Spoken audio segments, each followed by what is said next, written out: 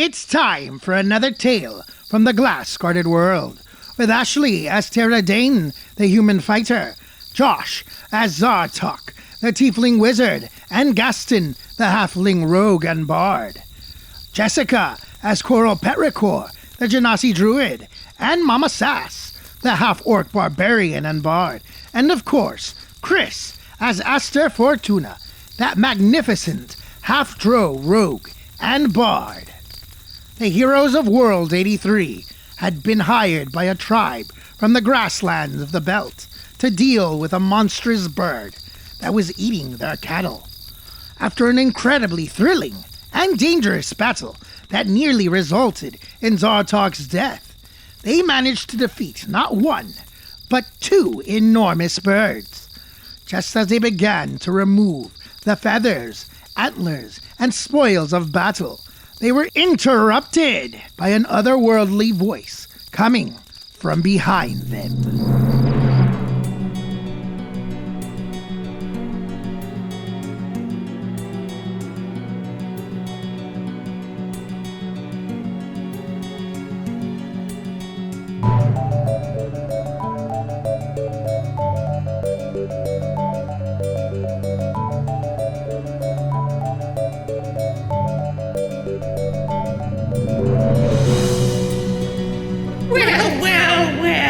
What I found! Look what you found!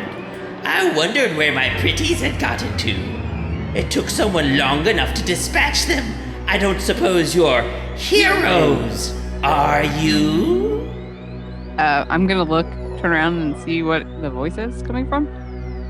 Behind you, you see this. Oh. Oh, Okay. man.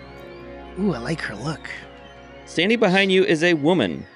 Probably. Anyone want to describe it? Yeah, And this is some art from Shaun, of course. looks good. She's wearing a tattered dress that's flowing in the wind.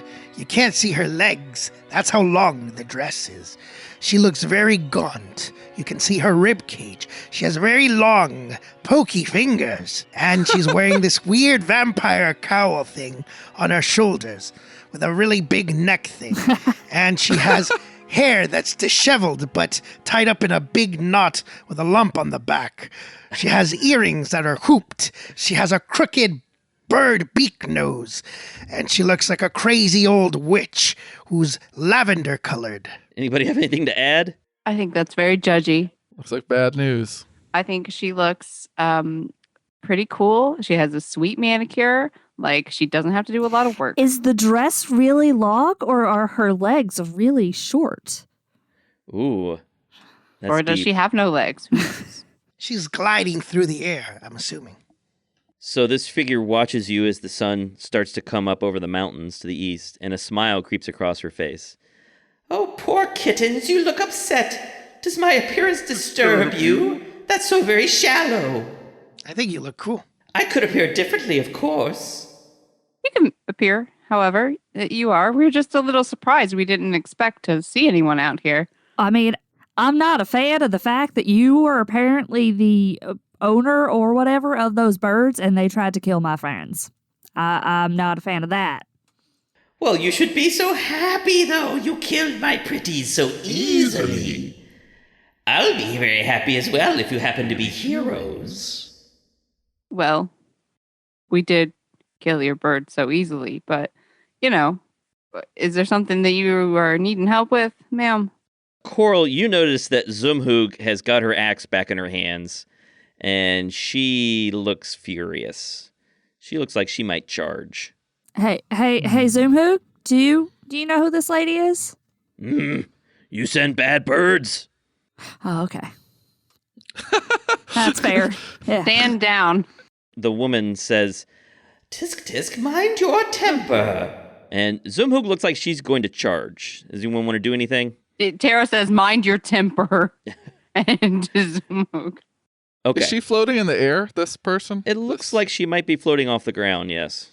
Okay. Okay. Is she going to actually attempt to rush her This right is now? very cool. When's Shaun just going to do a whole adventure book? That's what I want to know. Well, you can purchase from the House of Bob the Myriad Market. in which he did the art, that's on the DM's Guild, and it's a bunch of shops that you could plug into any campaign. So you could, if you wanted some more Shaun art, you could buy that. It's pretty inexpensive and very cool. I own it already. Oh, me too. And you could also go look at the Glass Cannon's New Game Who Dis, one of their game sessions. He did their art for that one. He did some very cool cyberpunk art. But this is more fantasy. So anyways, Zumhoog is barely restraining herself. Okay, she didn't charge. No, she hasn't charged. Are her facial figures orcish in nature? Or, because I see she's got pointed ears. It is, as you can see there. I mean, does that look orcish to you? It's hard to say. I don't know. Purple. She's purple. Lavender-y. Yeah. Elfish-like. She says, you know, if it would help, I could make myself look more attractive. And she changes shape and looks like a beautiful drow elf woman. And she winks at Aster. Oh my. Is this better? Yeah, magic for the win. So, was there something that you needed, ma'am? Well, actually, if you're heroes, you would appreciate honesty, wouldn't you? I do appreciate honesty. She changes her shape back. Oh. She says, Well, don't worry, dearies. You haven't seen me before. Very few have, if you're wondering who I am. But you, dearie, yes, you the tiefling, you ought to know who I am. Tell me, does your group go by a name that I should be listening for? Oh, yeah, this conversation. The Four Weirdos. Yeah, wait, what were we called? I think that one's taken.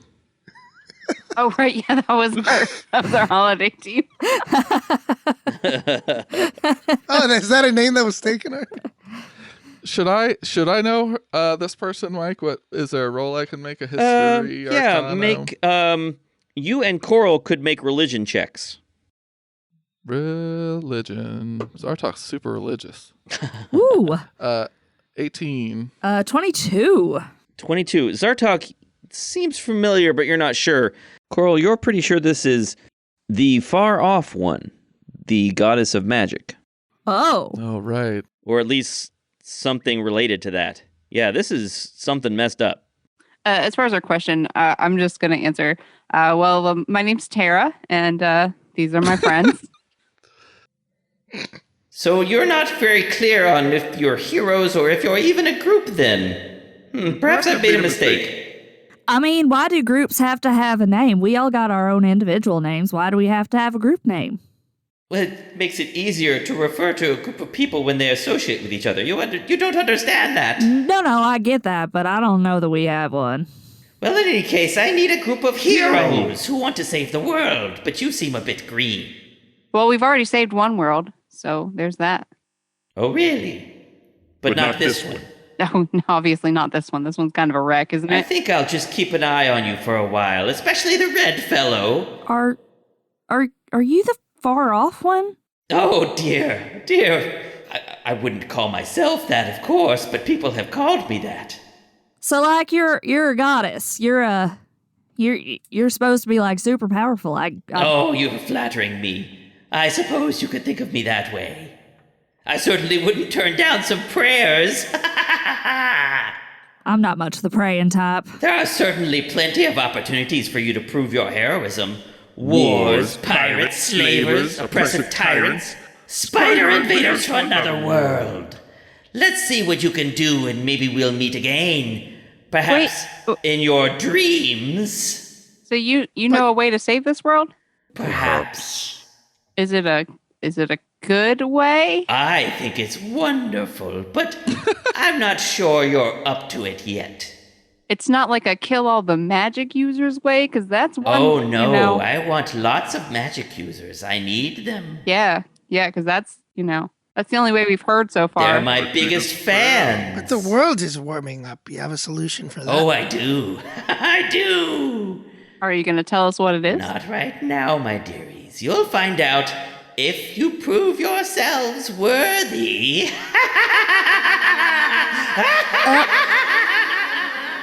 Hey, do you have like a real name, or do we And just call she you? slowly fades away. Wait, I have Wait. a question. Oh, If okay. you come into my dreams, come as a drow.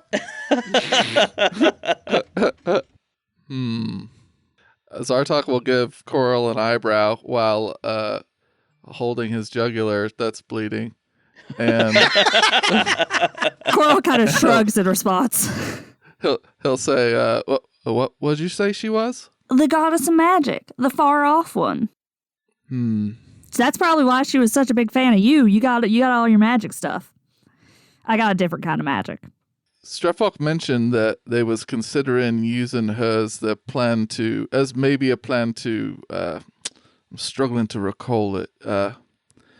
Give her all the magic or make her the warden of magic or set up magical rules, but it was too much power, so maybe that was what she's... Yeah, I remember they were worried that was too much power for someone, I think. Yeah. Anyway, just remembering that conversation now that Coral mentioned who that thing was. Wait, I'm going to play a little giddy again. A little ditty? Yeah. Just a fun little...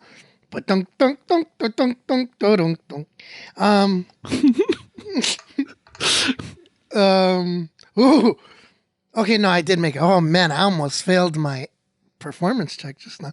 And I will cast with the Guitar of the Bazaar healing word. Healing word on Zartok. On Zartok. I don't know what it casted at. What level it cast them at. Just assume first level unless it says otherwise. Yeah, first level. All right, so 1d4 plus your spellcasting ability modifier. Oh. Ding, ding, ding. Man, oh man. The sound of a D4 rolling low. You got 6 points back. Oh, that's good. I'll walk over and pat Zartok on the shoulder and say, man, that one went real rough for you, and give you 7 HP with the cure wounds. Yeah, I was having flashbacks to this one time where I was surrounded by zombies. Zombies? Yeah. Oh, yeah, you got, did you tell me zombies were not included in the, I don't think we went into the zombies, so that's interesting. Mm-mm. It wasn't interesting. It was not good. So that was kind of a momentous occasion. We have a god talking to us, and she mentioned how important it was to have a name that we still haven't figured out. Why are all these savior people because you guys talked to me about Strethok, they're all creepy. Why are they all creepy? She had this craziest laugh. She looked cool, but that laugh, man, chilled me to my bones. I think they're all pretty old, savior people. So, people laugh like that. she's got that creepy gaunt I've lived a very long time look. Here's my question. If she could save the world, why didn't she just save the world? Why she gotta come bother us? Well, we know gods are pretty weak nowadays because of the lack of worshippers and all. Kind of feel weird worshiping a goddess of magic as someone who doesn't know magic at all. That'd be sort of odd. I mean, me and Zartok, and even Coral, you use magic, even though it's more nature. Yeah, it's more nature-based. Wouldn't your pretty lady be kind of jealous if you did that? That would be probably mean. No, I don't know who you're talking to, but if you're talking to me... Yeah, I'm talking to you. You're pretty lady. I would never betray Seafoam Wanderer. Yeah, exactly. Sometimes I wish I was a cleric or someone with a connection that was stronger, because I would love to commune or talk to Seafoam Wanderer. I tell you guys, I forgot to mention this. I swear I feel like she gave me a blessing when I returned to World 83 initially to fight off Nondal the Nimble. And since then, I haven't felt anything like that. And if gods are really just able to pop up like that, I feel like there's better gods to help us save the world than the cackling scary lady? Magic lady. Yeah, I don't know. I could be wrong. If you want to meet them, we could go visit where they supposedly live. Gods live on this material plane thing that you guys described to me?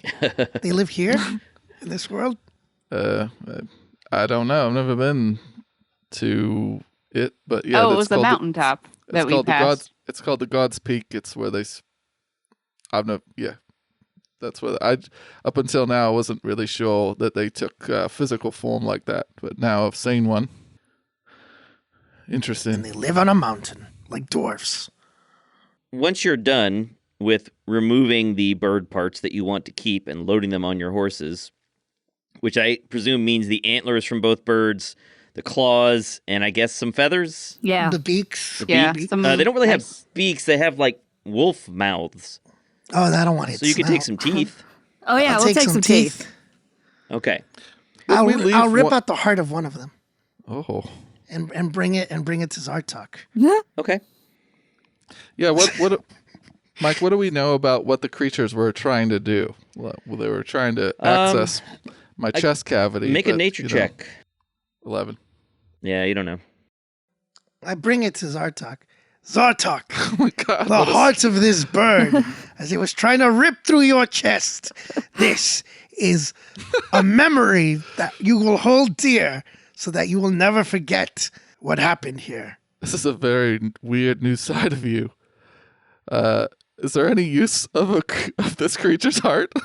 I don't know. I thought we could sell it or something. I was just trying to be funny. I mean, probably you could always make a fake medicine with anything.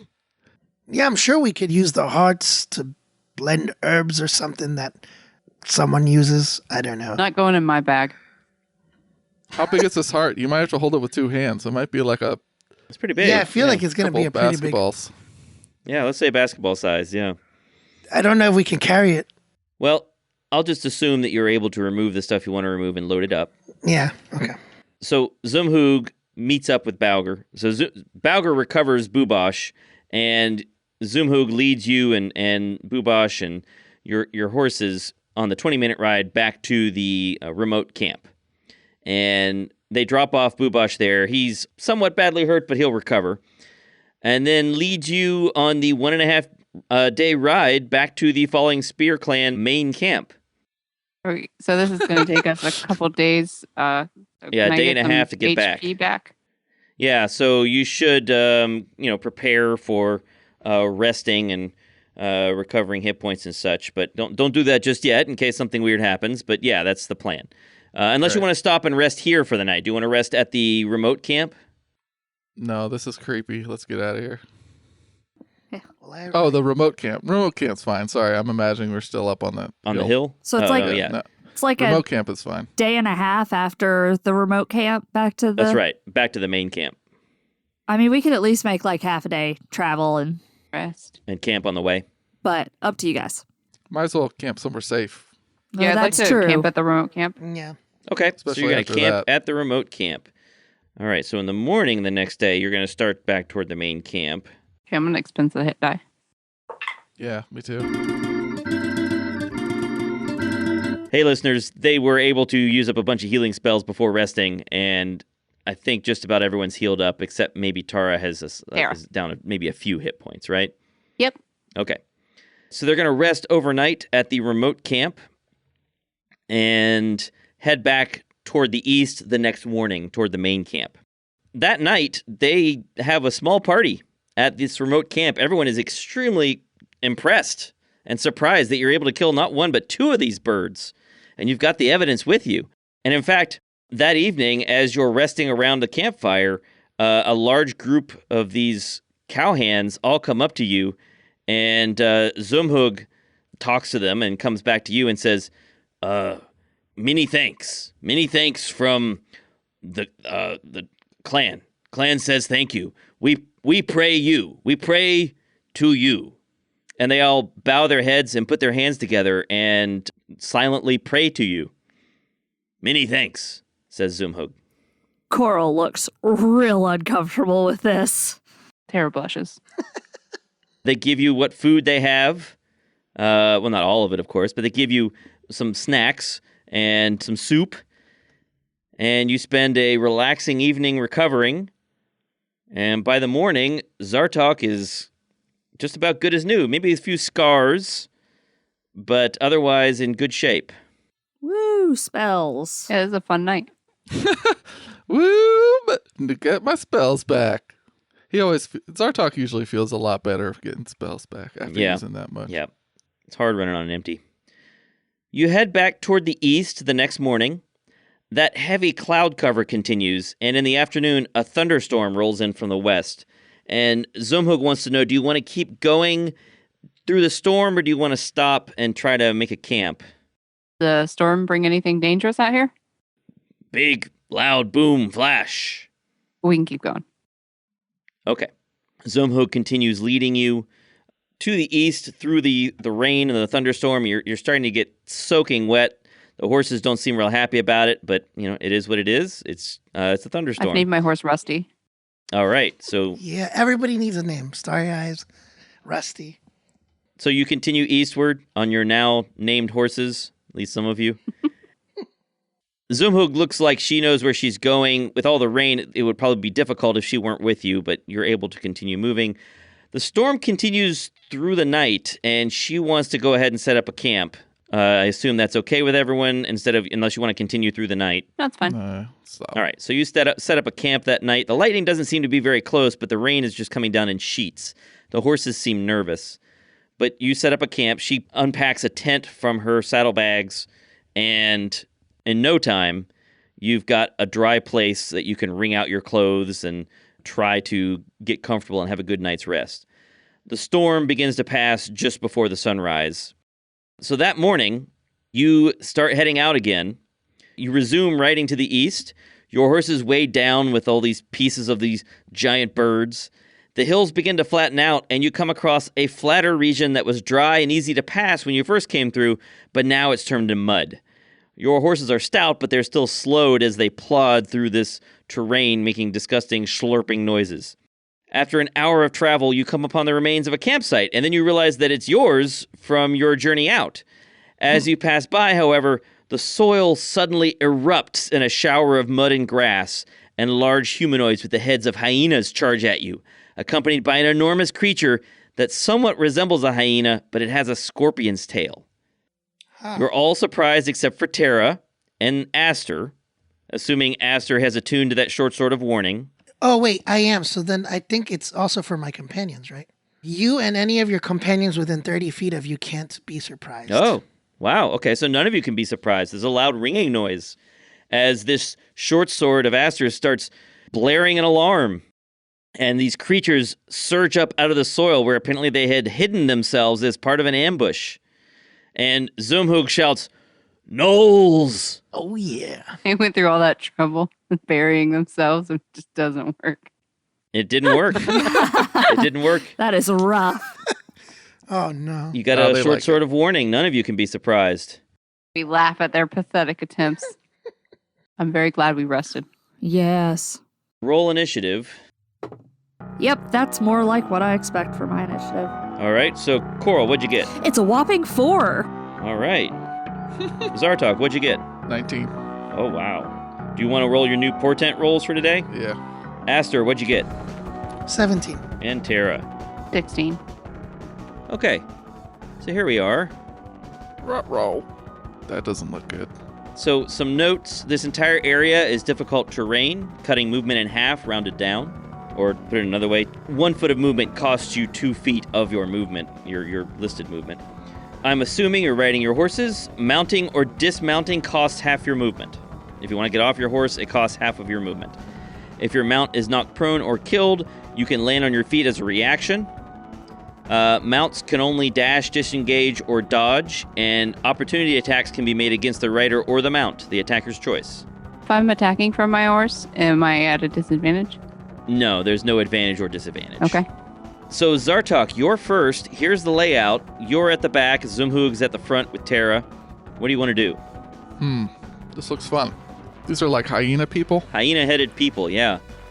And then the monster's like a hyena-headed, scorpion-tailed, dragonish kind of deal. It's awful, yeah. Okay. Zartok's gonna stay on his horse. Can he ride around all cool on the horse, or does he's affectionately named his horse Pre-Glue? What? You can ride it if you like, but your horse doesn't like you very much, so you're not going to be able to do anything fancy. Okay. He will stay there, and he will cast. Let's start off with haste on Tara. Okay, what's the range on haste? It's 30 feet. Okay, yeah, so you haste Tara. All right, anything else you want to do? Nope. Okay. Since pre-glue sucks, he's gonna stay right there for now. So Ashley, you get a +2 bonus to your armor class, advantage on dexterity saving throws, and you gain an additional action. Super. And only 1 weapon attack. Yeah, you can't take 2 weapon attacks like I thought from before. And is haste concentration? It is. And how long does that last? It lasts up to 1 minute. All right. That's Zartok's turn. So first, the next thing that happens, this gnoll right here, and it snarls something at you. Makes some awful noise. And attacks you with a spear. AC 16? It is my armor class. Oh, it does 8 points of damage to you. Okie And then it looks back at this gnoll behind, the one to the northeast up there. It looks back at that one, and that one nods at it, and then it makes a bite attack on you. Oh, it does the second one? It does another attack. Okay. And it makes a bite attack on you, and this one is a 22 to hit. Yeah. And that does only 3 points of damage. So it snarls at you and stabs you with its spear and then reaches out with its long neck and snaps at your arm and shakes your arm. And that's that gnoll's turn. And then this other gnoll down here, it steps up to Coral. Rude. And it does the same thing. And it stabs at you with a spear. AC, where's the bonus? 19. Hits. And 9 points of damage. Okay. And then it also looks at that gnoll to the northeast up there. And that gnoll nods at him, and he bites at you. Oh, this is a weird mechanic. You take, let's see, he got a 22 to hit. Hits. And that is 6 points of damage. Can I do an insight check based upon this looking at the other guy? Can I? Sure. Oh, it's terrible. It's 9. Yeah, you don't know what's going on there. Nope, no clue. It's weird. And that is their turn. Aster, there's this gnoll in front of you. It's your turn. What do you want to do? Well, Mike, I had a question for you. Uh-oh. What is the Peryton? What is it? Yeah, is it a beast? It is an aberration, I think. Let me check that. Monstrosity. Never mind. Okay. I think I can only use... Well, okay. This is what I'll do then. I'm on a horse, right? Right. I can pull out my rapier. What about my short sword? I think you can only pull out one of them. Hold on. I think so too, but just to make sure. So drawing a second weapon, you would need an action to do that. But you can draw one weapon. I can draw one weapon. Yeah. Attack twice, and then on my next turn, I can do as part of my attack. Right. Draw another weapon. the second one. Yeah. Okay. So I'll draw the whistling rapier for now and attack twice. Okay. Does a 12 hit? 12 on this gnoll in front of you does not hit. Your attack bounces off of its armor. It's wearing hide armor. Then I'll attack again. Okay. This time, does a 19 hit? Yes. 19 is a hit. I will take a bardic inspiration on that to use my defensive flourish. All right. So, let me first do the damage. This character getting complicated now. I know. This is level 9 business. Oh, he's level 8. Oh, level 8. Sorry. So, Yeah, just rub in your higher level there, Josh. I'm not level 9. I'm not level 9. hey, is there anybody near me? Is there an ally near me? Is there an ally near you? Coral's behind you. Like how close do you need them to be? Coral's within 5 feet. Do you need them to be within 5 feet of the enemy, though? Yep. If it's sneak Are you attack, trying to do a sneak attack? Yeah, Yeah. you can't do a sneak attack. they need to be within 5 feet of whatever you're hitting. Yeah, so I won't do that. So, 16 damage. 16 damage to this gnoll. All right. And then I add 5 to my armor class That's cool. with the defensive flourish. All right. So you look like you've badly hurt this gnoll. Okay. That was a pretty serious blow to this gnoll. Nice. And that is Aster's turn. Tara, what are you doing? Tara and Rusty are going to head to the third gnoll. So you ride up to this gnoll, and it snarls at you. I snarl back, and I'm gonna attack it. And so I'm hasted, but I don't get my extra attack from the haste. You get 3 attacks Okay, now, cool. I think. Do you get 2 attacks Yes. normally? Yeah, okay, 3 attacks. Been a while since we cast the old. All right, well, let's see what these first two are. Okay, one of them's an 8 and the other's a 23. The 8 misses, the 23 hits. Okay, and that one does 13 damage. I'm sorry, 12 damage. 12 damage, all right. And then I will attack again. This time it is a 18 to hit. That is a hit. That is a hit. Okay. And I'm going to make it a... does he have a weapon? Yeah, he has a three-headed flail in one hand. I'll make it a disarming attack. Ooh, okay. If he makes a DC 15 strength saving throw. And if he fails, then he is disarmed. Okay, he failed. All right, so he's... Oh, wait, no, I didn't see how big his bonus is. He succeeded. Sorry. Yeah, bummer. Anyway, Wow. it does 10 damage. 10 damage, okay. Wow, he is incredibly strong. I did not realize Mad that. respect. Jeez. So Terra almost disarms this gnoll, but it's barely able to hold on to this three-headed flail. And this gnoll that's in front of Terra snarls at her and starts spinning this flail above its head. It's going to attack you 3 times. Nice. Oh. Get out your d20. Okay. All right, so the first attack, 11 to hit. That's the miss. Yeah, that's a miss. Second attack, 25 to hit. That hits. So with that hit, you take first 9 bludgeoning damage, and then your body is racked with incredible pain. You don't know what it is, but just this jolt of pain goes through your body when this flail head hits you. And you take... It's too many rolls. 16 points of psychic damage. And then the third flail head comes flying at you. 23 to hit. Oh, that's my AC. First, you take bludgeoning damage. Only 8 points of bludgeoning damage. Now make a Constitution saving throw. 15. You failed. Oh my gosh. You are paralyzed. It's not great. So Terra is paralyzed until the end of her next turn. Now it's the big scary thing's turn. So the big scary thing, this weird hyena-like scorpion-tailed monster. So this thing, which is called a Shasuva, Sure. why not, steps up to Zoomhoog. It's going to attack her, starting out with a bite. Oh my gosh, it missed. I can't believe it missed. All right, so somehow it managed to miss Zoomhoog, and then it whips this tail stinger around at Zoomhoog and hits her. And that does 16 points of damage, and she has to make a Constitution saving throw, which she fails. She is now poisoned and paralyzed. So now Zoomhoog is paralyzed and can repeat her save next turn. Well, it's her turn now, so she gets to make her save, and she fails, so she's still paralyzed. And, I'm sorry, I forgot one other thing. The big scary hyena monster looks at the weird gnoll that Terra is fighting, and the gnoll nods at it, and it makes a bite attack on Zoomhoog, and hits. It gets a bonus bite attack, and that does... Ooh. That does a whole bunch of damage. Yikes. And Zoomhoog goes down. What? That was fast. That was real fast. Okay, that is Coral's turn. Coral, what do you want to do? There's this gnoll threatening you. You want a wild shape, right? Yes, but I can't heal if I'm... Okay, first off, I'm gonna stick with my plan. I'm gonna cast Hold Person at level 2 Okay. on the scorpion guy and the guy with the flail.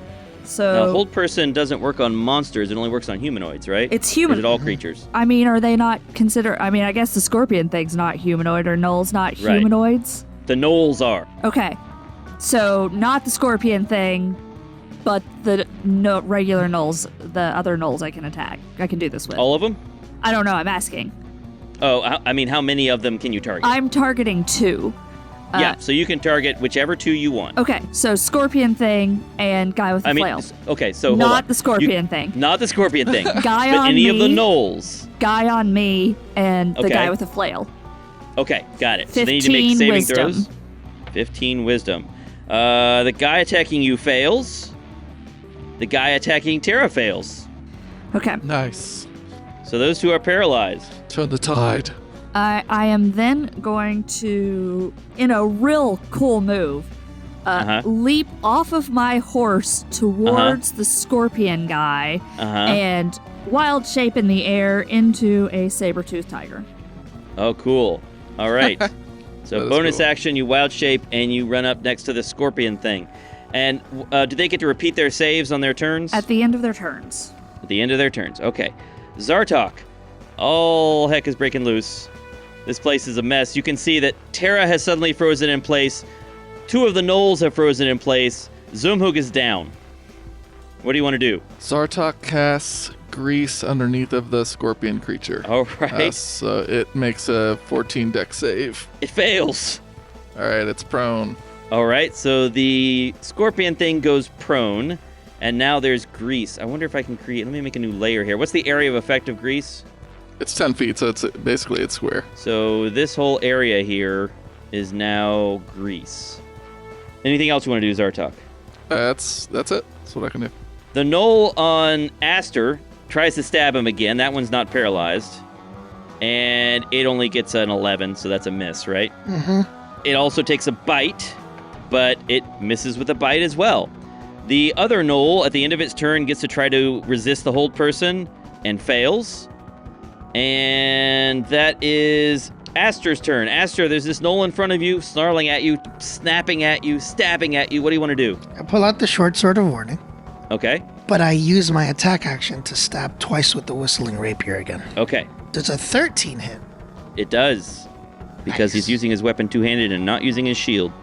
Okay, so then I will use a defensive flourish again. So it's a total of 10 points of damage for that one strike. That Gnoll is down. Darn it. I have another slashy slash. Well, you can move and attack. But I'm on a horse, right? Yeah, you can move. You can make your horse moves on your turn. Okay, then I'll come on Starry Eyes and I'll go to the one that's paralyzed behind me. You move just 5 feet. You've got plenty of movement to do that toward the one that's paralyzed. And the one above me did die, right? Yeah, that one above, I'll just remove it. Yeah, so that one's gone. Okay. And you have advantage on attacks on this. Yes. Oh, so I get sneak attack. Yep. That is 19. Let me try one That's more a time hit. because I have advantage, right? Yep. Just in case I get a nat 20. Nope. Okay. That is 10 points of damage on that one. Yep. And again, the other one was defensive, so I have a 20 AC right now. I can attack it again, or I can heal. I'll heal. I'll use my bonus action to cast Healing Word at first level on our fallen friend. On Zumhug. Okay. Yeah. Thanks, I was hoping you were going to do that. Yeah, she will go up 6. All right. Zumhug is conscious again. And that ends my turn. Terra, what do you want to do? I guess all you get to do is save at the end of your turn. Yeah, I'm hasted but paralyzed, so Yes. So you get to make a saving throw at the end of your turn. Oh, actually, you are paralyzed until the end of your turn. So actually, you are automatically unparalyzed at the end of this turn. You don't even need to save. neato. Mike, for that Gnoll, can you add 5 more points of damage? I forgot to do sneak attack. Ah. Okay. All right, so we're just like frozen and snarling at each other for my turn, I guess. Yes. That's right. So, Terra, at the end of your turn, you are not paralyzed anymore. Neat. And then the Gnoll in front of you gets to try to save to resist the hold person, and it saves. Aww. So now it is not paralyzed. And now the big, scary scorpion creature stands up, and it's going to move a bit because it doesn't like standing on this grease. The creature will go 5, and then 10, and then 15, and stop there. And Zumhug will get an attack of opportunity on it, although she's prone. It's her turn, but she's attacking from prone. I think that's disadvantage, right? Yeah, I Yeah. think so. Wouldn't Tara get one as well? No, it didn't leave her threatened area. If this were Pathfinder, it would be moving through her threatened area, and that would count. But It didn't leave Tara's? It did. It's oh, it did. You're right. I'm sorry. It did leave Yeah, it did. Terra's. It I'm didn't sorry. leave Yes. mine. It's within the 5 Yeah, feet. it did not leave. range. You're right. It did not leave Corals. So yes, Tara, you did get an attack of opportunity on it as well. heck yeah. Yeah, go ahead, Tara. Zumhug misses it because she has disadvantage. 22. 22 is a hit. 12 damage. The creature steps up to Coral and attacks her. First with a bite. Pitiful 11 to hit. Oh, man, actually misses. And then with the tail stinger.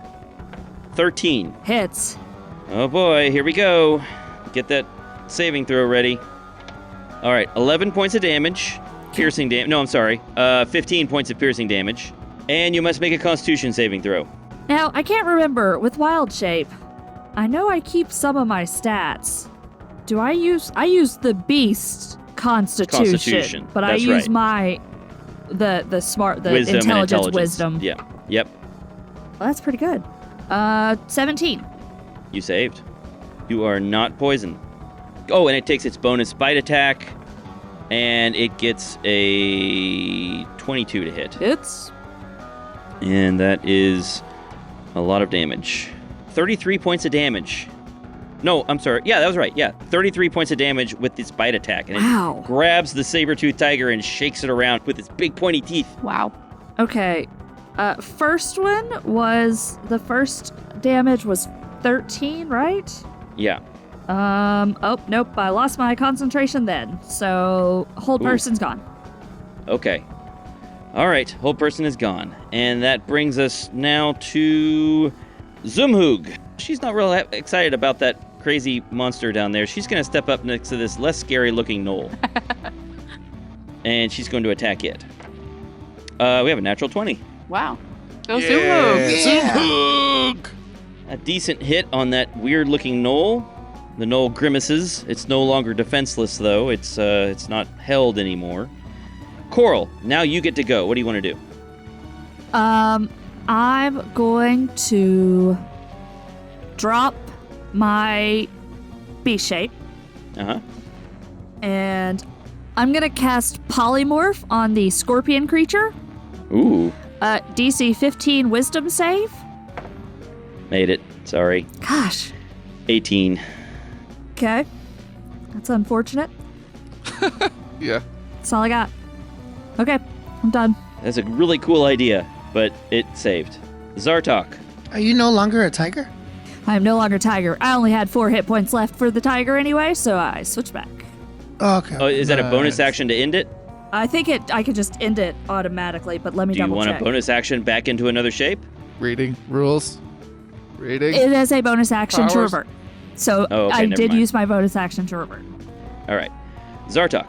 Can Zartok ride his horse to between Zumhug and Coral? And then he will cast Grease in a 10-foot square just south of Coral's location. So this is not a concentration spell, right? Nope. Let me double check. What does grease do does again? not. Does it just make difficult terrain? That, and it also makes creatures that in their turn there or are there when the spell starts, they have to make a saving throw or fall down. And you succeeded with the other one? It stood up and moved. Got up and moved, yeah. Got it. Basically, it forces you to move. That's the effect of it. If you're trying to avoid it, you just have to get up and move around. Gotcha. It'd be better if I was between its turn and Coral's turn. It failed its save. All right, good. Did you find out if it's concentration? It isn't. Okay. So now there are 2 greasy areas, and the scorpion thing is prone again. Anything else you want to do? That's it. All right. So the gnoll that's fighting Aster, I think that one is not held because the hold person is over, right? Mm-hmm. So it's going to try to stab Aster, and it gets a 15. Does not hit. Okay. And it tries to bite you, and it gets a 20, not a natural 20. That's my armor class. Okay. So it bites you. It doesn't do much damage when it bites. 6 points of damage. Max damage. This gnoll shakes off the hold person and then starts snapping at and stabbing at Aster, who is dodging out of the way, but it manages to grab his arm and shake his arm around. Aster, it's your turn. I'm going to stab it a few times. Okay. 23 to hit. That is definitely a hit. Defensive flourish. Okay, so that one is going to be a total of 11 damage. It's down. Okay.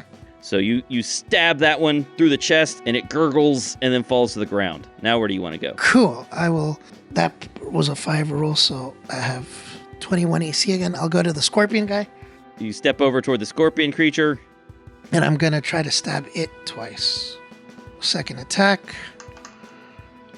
Does a 14 hit? Aster steps up to this scorpion creature and stabs it with what? The whistling rapier? Yeah. He stabs it with a whistling rapier. It's lying prone on the ground, so you have advantage on attacks on it. Oh, let me do that again then. Yeah, you might get a natural 20. You never know. No. Does an 18 hit? Yep, for sure. That will be 8 damage. Okay. And then I will try to hit it again with my offhand with the short sword of warning. So you stab him with a short sword of warning. Make your attack roll with advantage. That is a 9. A 9 with advantage. Wait, no. Oh, I'm sorry. 19 to hit. Oh, 19 to hit. Yep. And what's the damage? 9 damage. Plus, I don't get sneak attack, right? Because I started the attack on the other Gnoll. Or is it the first time I hit? Oh, it doesn't matter. Coral's next to it. You get a sneak attack on it. So 9 damage plus... And you have advantage, so you definitely get sneak attack on it. Okay, so 12. Okay. Aster steps up to this scorpion creature and begins stabbing at it, and it hisses at you as it's lying on the ground. I don't laugh. Go Aster, MVP. Tara, what do you want to do? All right, first I'm going to use my bonus action to get second wind and get some HP back. Okay. That was a measly 10. Okay, 10 hit points back. Every little bit helps. I feel like that's a lot. Yeah, I know, right? I didn't know the bonus would be 8. So I am then going to attack the flail Gnoll. Okay. And I don't have any sort of advantage on him. No. All right. So one is an 8. An 8 is a miss. And then the other is 23. 23 is a hit, and you're hasted still. And I'm going to make that 23 since the disarming didn't work, I'm going to make it a menacing attack. So he needs to make a DC wisdom throw. I rolled a 15. What's the DC? 15. Okay, all right. The damage on it is an 11, and then I have one more attack. Ooh, that one. Uh-oh, another fumble. That's the bad thing about rolling all those attacks, huh? Indeed. 34. You drop your weapon. Just like. And it sort of spins out of your hand, and it flies 10 feet to your right. So your weapon has basically moved 2 squares over to your right. So it is right here now on the map. It's really hard to be menacing when you fumble. Well, in any case, you've done quite a bit of damage to it, even if your weapon is now 10 feet away. Good. All right, so that's the end of your turn. Now the creature with the flails gets to go, and it's going to make one attack on Zumhug. Let's see, that's not great. Good enough with that attack bonus. So we have one hit on Zumhug. Zumhug goes down, and...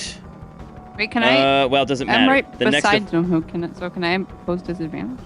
Yeah, you can if you want, and it doesn't matter. It's still a hit. Bummer. So Zumhug goes back down, and then 2 attacks on Tara. First with the pain head, I have a natural 20. Oh, Well, that would hit. And then with the paralysis head, I have a 21 to hit. 21 would not hit. Okay, so the third flail head is a miss, but the flail of pain attack succeeds. So on the bludgeoning damage, you take 11 points of damage, and then here comes the psychic damage. This is going to really hurt. This is the critical hit? This is the critical hit. Here comes the psychic damage. 10, 19, 20. All right, that's the first half. 42 points of damage. Oh, Tara's down. oh. Holy foresight. Oh, no.